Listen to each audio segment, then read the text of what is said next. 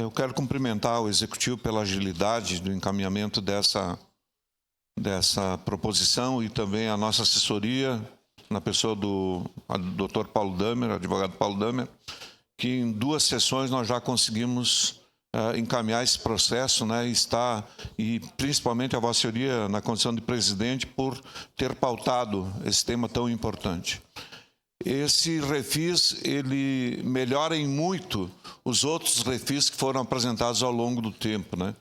Porque ele principalmente atende uma velha solicitação minha, que é a inclusão das entidades assistenciais, entidades com fins filantrópicos, né? Que têm débitos com o Executivo, e que não conseguiam quitar, né? Então vão ter um incentivo muito grande do ponto de vista de botar em dia essas entidades. Tá? E eu não preciso citar o nome das entidades, mas são várias, né, que nós temos esse problema na cidade. Então, inova bastante, tenta buscar os recursos dos grandes devedores, embora os grandes devedores, na sua grande maioria, são empresas que já faliram, com 1000 problemas do ponto de vista judicial e que dificilmente vão quitar. Mas é um incentivo, há um incentivo com essa redução dos valores, né, para que essas empresas também busquem esse parcelamento de até 120 prestações e colocar em dia, então, as suas dívidas com o Poder Executivo. Eu acho que no futuro, meu caro presidente, senhoras e senhores vereadores, nós temos que avançar, inclusive, a nível de propor ao Executivo alterações no Código Tributário, porque efetivamente as multas aplicadas pelo Executivo, seja no meio ambiente, seja no IPTU, seja num monte de situações, são muito rigorosas. Os valores são muito altos, tornam proibitivas as pessoas que efetivamente, às vezes, deixar de pagar uma multa e aí corre ali um ano, praticamente dobra o valor, né? É multa, é correção monetária, é juros, né, sobre uma dívida que se tem, quando mudou a realidade brasileira, né? A inflação não é mais de 100%, né? Mas se trata uma dívida do Executivo aplicando-se multas e juros como se fosse do tempo dos grandes períodos de inflação.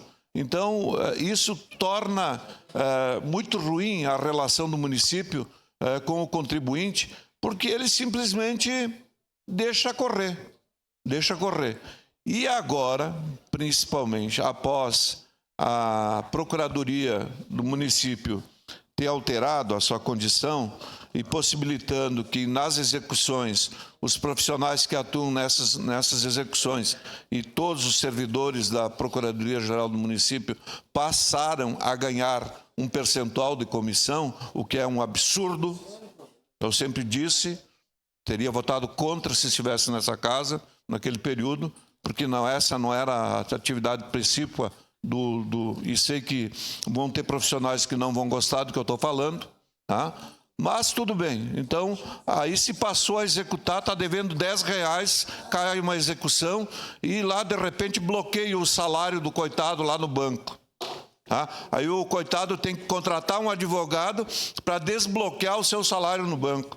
É um absurdo. Com todo respeito aos profissionais que atuam na Procuradoria-Geral do município, mas tu bloquear o salário de um aposentado, bloquear o salário de uma pessoa deficiente que está lá, se aposentou por problema de saúde, ganha lá 2, 3 mil, aí de repente tem o seu salário bloqueado, aí vem me procurar. Quem de nós, advogados, que já não fomos procurados, só bloquearam meu salário lá no INPS.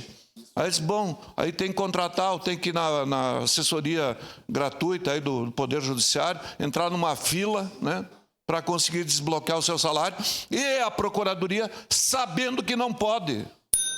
É um absurdo, sabendo que não pode, né? Que não pode bloquear salário de trabalhador para quitar dívidas com a prefeitura, assim por diante. Então, nesse sentido, cumprimento o Executivo porque inova, né, nesse refis, sem dúvida nenhuma, mas fica essa postura minha muito clara, né, com relação a essa forma de cobrança que, lamentavelmente, vem acontecendo a nível do município. Era isso, senhor presidente, senhores vereadores. No momento oportuno, votarei favorável.